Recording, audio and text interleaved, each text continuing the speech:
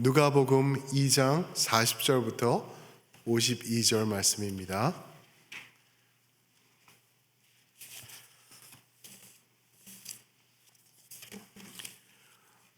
누가복음 2장 40절 제가 먼저 40절 봉독하고 우리 교독하면서 우리 52절은 합독하시겠습니다. 40절입니다.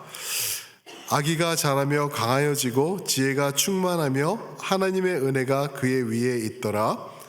그의 부모가 해마다 6월절이 되면 예루살렘으로 가더니 예수께서 12살 되었을 때에 그들이 이 절기의 관례를 따라 올라갔다가 그날들을 마치고 돌아갈 때에 아이 예수는 예루살렘에 머무셨더라.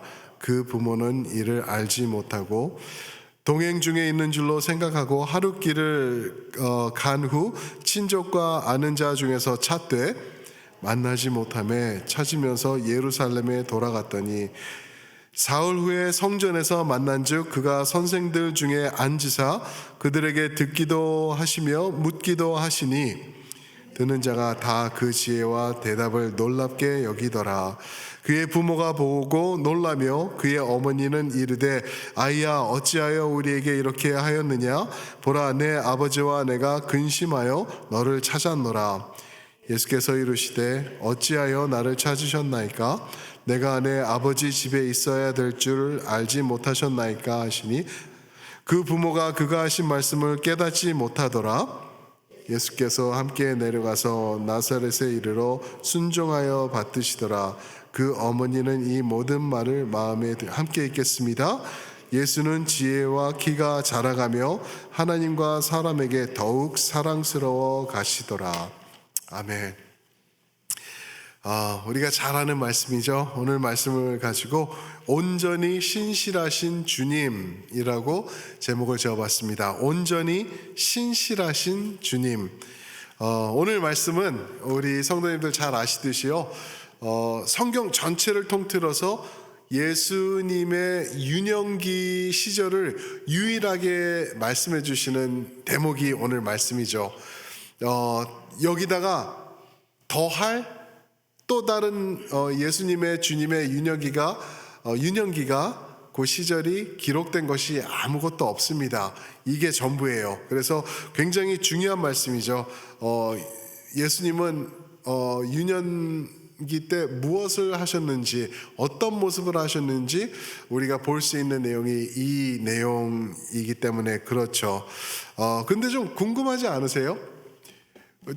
조금만 유명한 사람 같으면은 요즘 같으면은 텔레비에도 나오고 이제 매스컴도 타고 그러면서 어렸을 때는 고향은 어디고 거기서 누구랑 컸고 어떤 학교를 다녔으며 개구장이었는지 공부는 잘했는지 이런 내용을 다 다루고 책도 쓰고 막 그렇게 나오지 않나요? 근데 예수님 같이 유명하신 분이라고 하면은 조금 더 이 내용이 있었어 가지고 우리가 그것을 바라보면서 역시 예수님이다, 역시 우리 주님이다 하는 이런 내용이 좀 있어야지 좋은 것이 아닌가 생각이 되죠. 그런데 전혀 그렇지 않은 거예요. 성경 전체적으로 볼 때 하나님의 깊으신 뜻이 여기 또 들어있는 거죠. 저는 이렇게 이해를 합니다. 왜 예수님의 유년기가 요 대목으로 끝이고 더 나타나지 않았냐 하면은 요한복음 20장 31절에 이런 말씀이 있습니다. 오직 이것을 기록함은 너희로 예수께서 하나님의 아들 그리스도이심을 믿게 하려 하며 또 너희로 믿고 그 이름을 힘입어 생명을 얻게 하려 함이니라. 아멘. 오직 하나님의 말씀, 이 말씀을 기록한 이유는 너희로 믿게 하고 그 믿음으로 그분에게서 생명을 얻게 하려 함이라. 다른 말로 하면 구원이죠. 믿음을 통한 구원. 그것을 위하여서 이 모든 말씀들이 기록된 것이다 라고 말씀을 하시죠. 그러니까 무슨 말이죠? 우리의 구원과 관여되는 것, 가장 연결되는 것, 이런 것들만 중요하고 나머지 우리가 궁금해하는 내용, 또 필요한 내용, 이런 것들 우리가 좀 중요시 여기는 것까지도 가차 없이 성경에는 들어있지 않은 것을 우리가 볼 수 있는 거죠. 어떤 사람들은 그래요.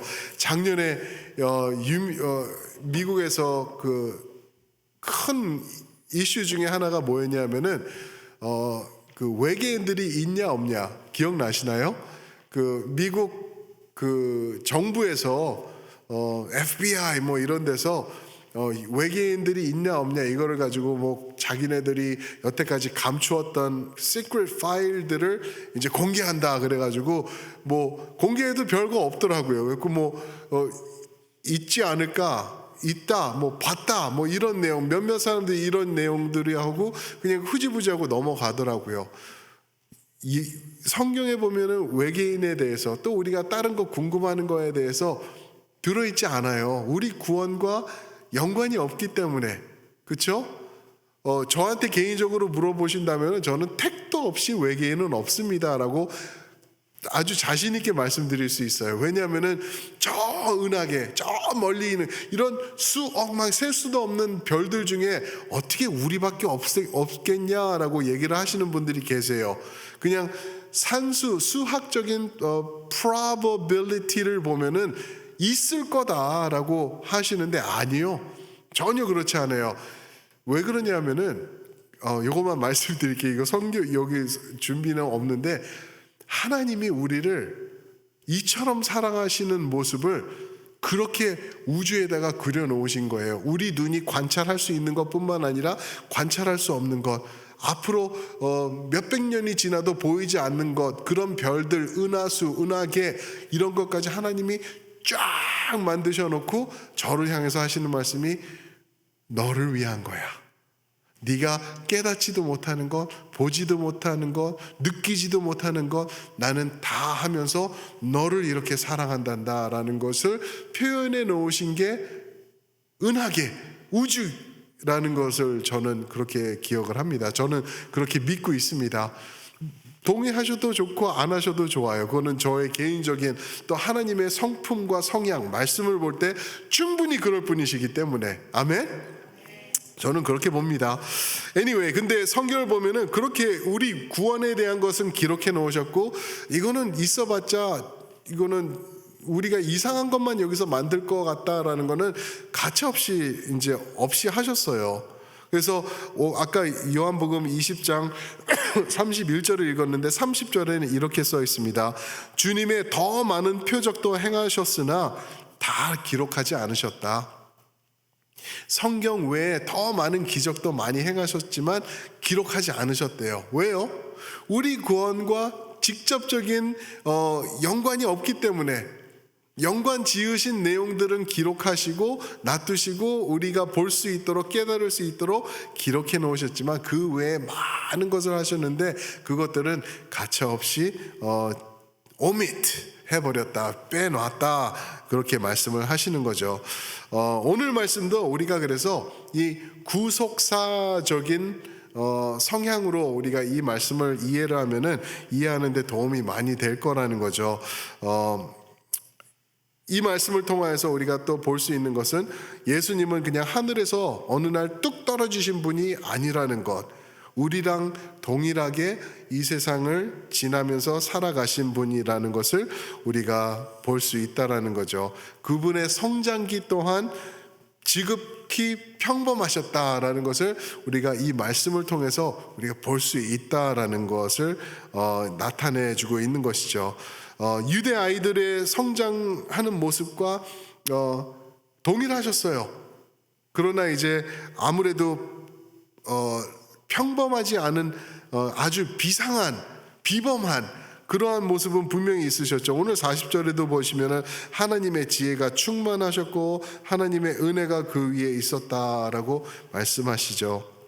그리고 완전하신 하나님으로서 죄가 없으셨던 모습도 우리가 조금 있다가 좀 다루면서 보면은 좋을 것 같은데 42절 보시면은 이런 말씀이 있죠. 예수가 12살 되었을 때 관례를 따라 예루살렘에 올라가셨다라고 말씀하십니다. 유대 남자 아이들이 13살이 되면은 특별한 무슨 관례가 있죠. 그걸 뭐라 그러죠? 예? 바 미스바, 그죠? 바 미스바가 있어요. 바는 아들이라는 거고, 미스바는 계명 또는 언약이라는 단어가 되는 거죠. 그러니까 이제는 너는 계명의 아들이야, 말씀의 아들이야, 언약의 아들이야. 그러면서 이제 13살이 되면은 말씀을 이해하고 깨달을 수 있으니까 그 말씀을 따라서 사는 책임을 져야 되는 나이가 된 거야라는 것을 말해주고 있는 것이죠. 그런데 이 바르미스가 막 13살이 되기 1년 또는 2년 전부터 그 남자아이들이 이제 모든 절기와 이런 관례를 따라서 들어가서 보고 같이 체험하고 그러는 거를 시작을 한대요. 그러면서 이제 언약의 아들이 될 때 어떠한 모습으로 되는지 한 1, 2년 전부터 이제 그것을 경험해 가면서 보면서 형이 앞에서 어떻게 하고 있는지, 어떤 거를 내가 이제 2년 후에 경험하게 될지 그것을 또 이제 체험을 하면서 준비를 한다고 그런 얘기가 있더라고요. 그래서 아마 예수님께서 여기 6월절에 예루살렘을 방문하신 것도 아마 그런 맥락이 아닐까라고 이제 그 학자들은 이야기를 합니다. 미리 가서 보신 거죠. 좌우지간 이제 가서 6월절 모든 관례를 마치고 다 돌아가는 거예요. 다 돌아가는. 근데 그때 사람들을 보면은 이제 내가 이제 뭐 나사렛에 살면은 내 주변에 있는 사람들하고 같이, 또 가족들이 있으면 가족들이 같이 움직이는 거죠. 그리고 돌아갈 때도 이제 같이 그 캐러밴이라 그러죠. 이렇게 많은 사람들이 함께 이동하며 플랜하면서 이제 오늘은 저기까지 가서 저기서 머문다. 그리고 내일은 저기까지 해서 이렇게 해서 우리가 7일 정도 걸어서 우리 집에 도착하게 될 거다. 이런 계획을 이제 짜면서 가는 거죠. 그러면서 이제 예루살렘을 출발해서 하루쯤 온 거예요. 그리고 이제 저녁에 이제 식사하려면 이제 가족들끼리 먹겠죠. 근데 찾아보니까 예수님이 없는 거예요. 그리고 우리 아들 어디 갔지? 어디 갔지? 저쪽 친척네 갔나? 거기 한번 갔다 올게. 거기도 없어. 친구네 집에 갔나? 거기도 없어. 그 다 수소보내니까 여기 없는 거예요. 지금 우리가 같이 움직이고 있는데 큰일 났다. 떨어졌나 보다. 길 잃으면 어떡하지? 그러면서 이제 부모가 돌아가기 시작한 거죠. 그래서 다시 예루살렘에 들어와서 3일 정도 걸려서 이제 예수님을 찾은 그러한 내용이 이제 나오고 있는 것이죠. 그런데 46절에 보면은 재밌죠? 이렇게 말씀하십니다. 사흘 후에 성전에서 만난즉 그가 선생들 중에 앉으사, 여기서 말하는 선생들은 랍비들을 말하고 있죠. 그죠? 율법 바리새인들 뭐 이런 정도가 되겠죠. 그 중에 앉으사 그들에게 듣기도 하시며 묻기도 하셨다라고 말씀하고 있는 거예요. 근데 여기서 우리가 그냥 쉽게 지나칠 수 있는 한 단어가 있어요. 그게 뭐냐면은 그가 선생들 중에 앉으셨다라고 말하고 있어요. 앉았다는 게 우리가 어떤 내용인지 알죠, 그죠? 이제 지금은 여러분들이 다 앉아 계세요, 그죠? 그리고 목사인 저 혼자 서가지고 앞에서 이렇게 말을 하고 있죠. 이거는 요즘 그랬어요. 그 당시는 이제 선생이, 랍비가, 또 바리새인이, 율법 주의자가 이제 가르치면은 이제 그 사람이 앉습니다. 그리고 나머지 사람들은 앉아 있는지 서 있는지 이제 꽉 차면 서 있기도 하겠죠. 그러면서 이제 말을 들어 나가는 거예요. 이거를 좀 보여드리고 싶은데 누가복음 지금 펴 계시면은 4장을 한번 가시 보실까요? 누가복음 4장에 가시면은 예수님의 이야기가 또 나오죠. 4장에 보시면은 16절입니다. 16절부터 20절까지인데 제가 한번 빨리 읽어볼게요. 예수께서 16절입니다. 예수께서 그 자라나신 곳 나사렛에 이르사 안식일에 늘 하시던 대로 회당에 들어가사 성경을 읽으려고 서심해 선지자 이사야의 글을 들이거늘 책을 펴서 이렇게 기록된 데를 찾으시니 곧 주의 성령이 내게 임하셨으니 이는 가난한 자에게 복음을 전하게 하시고 내게 기름을 부으시고 나를 보내사 포로된 자에게 자유를, 눈먼 자에게 다시 보게 함을 전파하며 눌린 자에게 자유롭게 하며 주의 은혜의 해를 전파하게 하려 하심이라 하였더라. 20절 책을 덮어 그 맡은 자에게 주시고 앉으시니 회당에 있는 자들이 다 주목하여 보더라. 아멘. 보시겠죠. 이제 회당에 들어가신 거예요, 예수님이. 그래서 이제 거기서 말씀을 이제 두루마리 성경이겠죠. 그걸 받으셨어요. 그러면서 받아서 읽을 때는 16절에 보니까 어떠셨다고요? 어떻게 읽으셨다고요?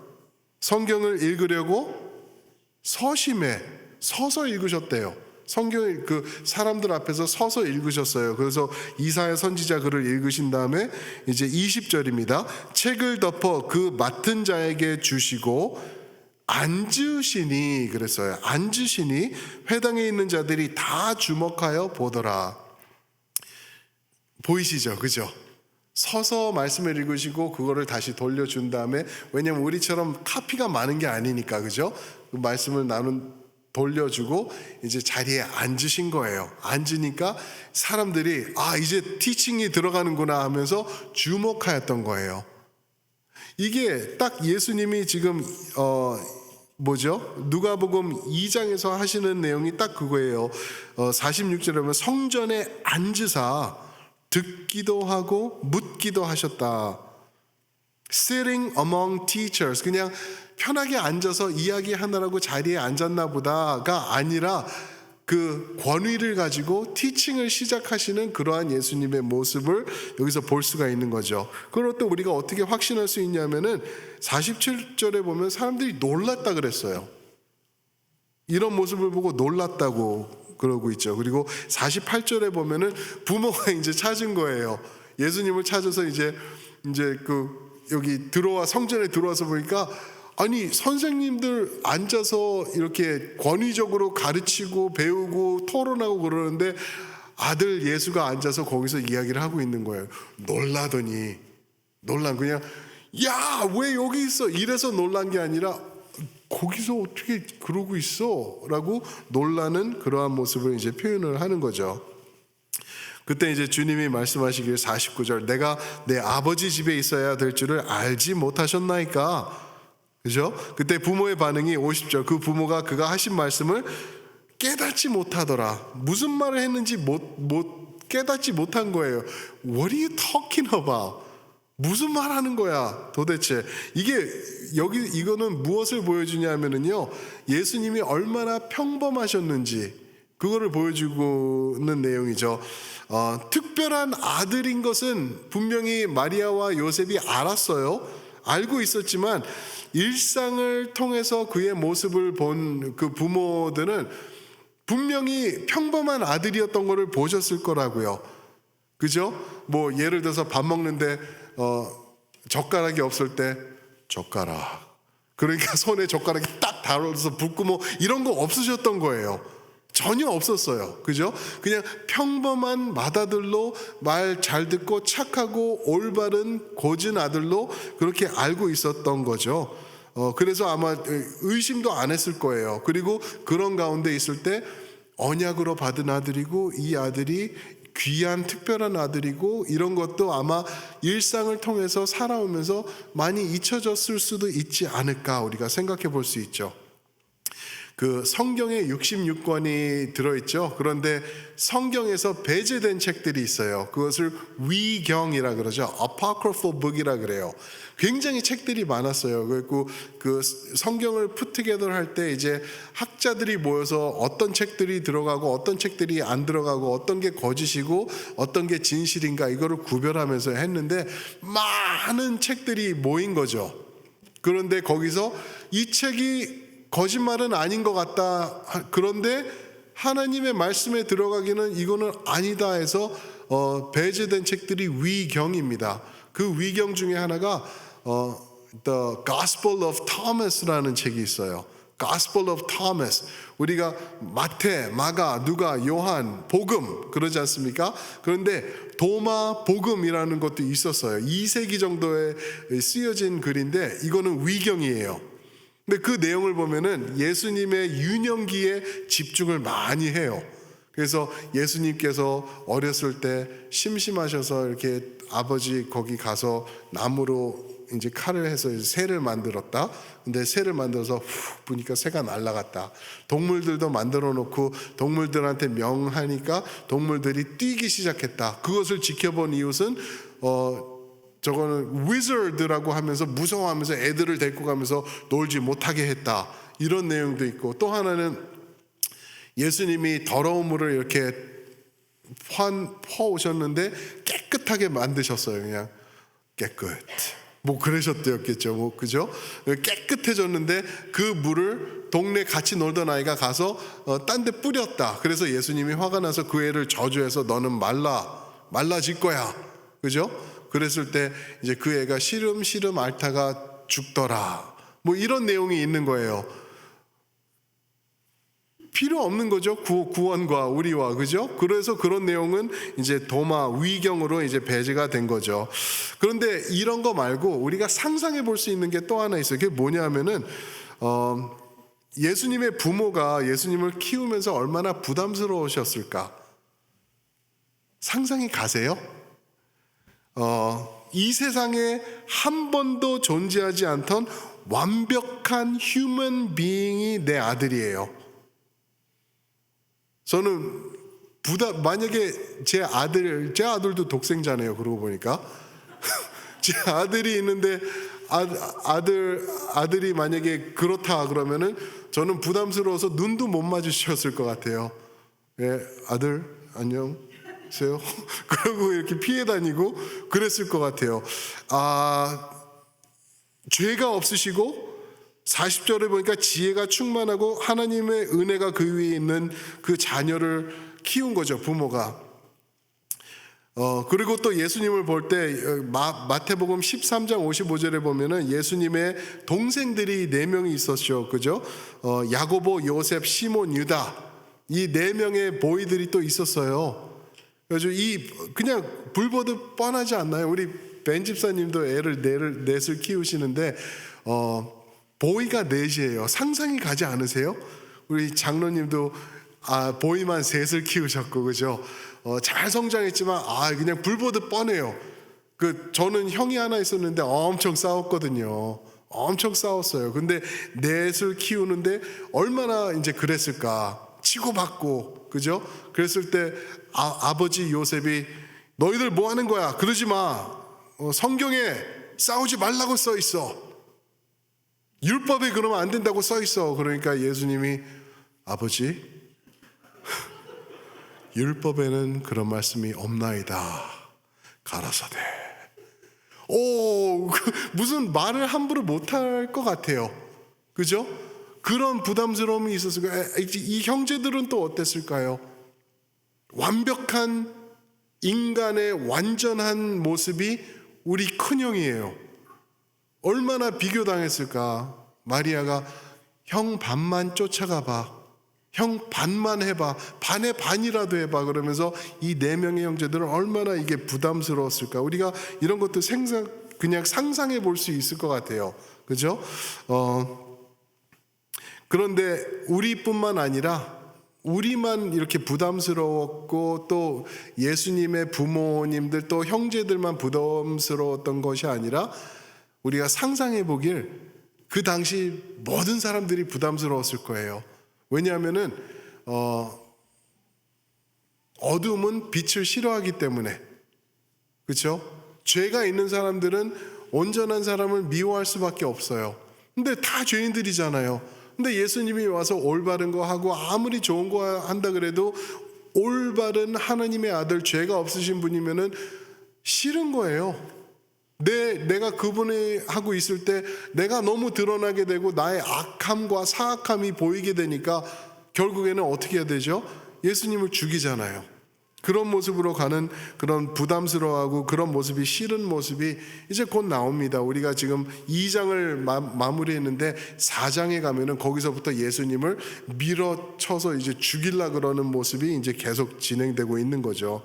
그러면은 왜 예수님이 이 땅에 오셔서 사실 동안은 30년 동안 아무것도 안 하셨을까요? 왜 태어나는 모습 잠깐 보이고 천사들이 뭐 이렇게 마구간 얘기 뭐 기뻐하라 놀라지 마라 이런 것만 있고 유년기 12살 때 오늘 말씀 그리고 그거 말고는 30년 동안 아무것도 없을까?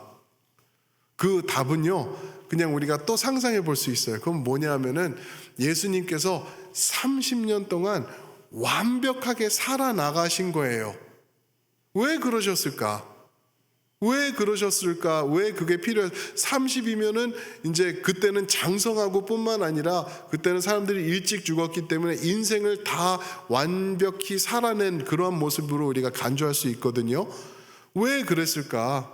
그 이유는 바로 저 때문에, 여러분 때문에 완벽하게 사신 인생을 나랑 맞바꾸어 주시기 위해서 그 인생을 사신 거예요.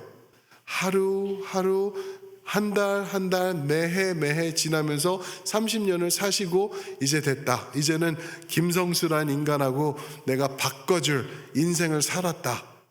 그 더러운 인생, 그 죄악된 인생, 그 부족한 인생은 내가 이제 십자가로 가지고 갈 거야. 그러면서 십자가로 가지고 가신 거예요. 그러면서 그분의 완전한 인생을 내가 살았으니까 너의 인생 나에게 줘. 내가 완전한 생명을 너에게 줄 거야 하고 맞바꿔 주시는 거예요. 이게 얼마나 크신 은혜인지 구원의 은혜인지 우리가 깨달아야 될 줄 믿습니다. 사랑하는 성도 여러분, 우리 예수님 유년기 궁금해하실 필요 없어요. 그렇게 중요하지 않아요. 그냥 저랑 똑같이 사셨어요. 그렇지만 죄나 모자름이나 부족함 없이 완전한 모습으로 살아오신 거예요. glimpse 조금 이렇게 보이는 게 오늘 말씀이라는 거죠. 그죠? 그 예수님 더 사랑하시기를 여러분들 주님의 이름으로 축원드립니다. 나를 위해서 묵묵히 조용히 아무것도 안 하시고 그렇지만 온전한 모습으로 살아가신 주님 얼마나 사랑스럽냐고요. 그리고 나랑 맞바꿔 주신 주님이시지 않습니까? 우리 그 주님 앞에 기도 한번 하면서 나아가면 좋을 것 같아요. 우리 찬양을 한번 부를까요? 약한 나로 강하게.